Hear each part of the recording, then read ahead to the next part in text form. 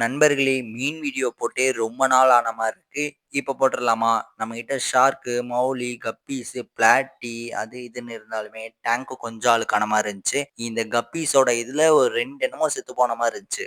அடுத்த குப்பைய பார்த்தா ஒரு கூட்டமாவே செத்து போய் இருந்துச்சு. இப்ப கிளீன் பண்ணாம விட்டோம்னா மொத்தமா போயிடும். இப்பயே கிளீன் பண்ணிறலாம். இப்ப தான் நம்மளோட சேனல ஃபர்ஸ்ட் டைம் பார்க்குறீங்கன்னா, ஒரு சப்ஸ்கிரைப் மட்டும் பண்ணிக்கோங்க.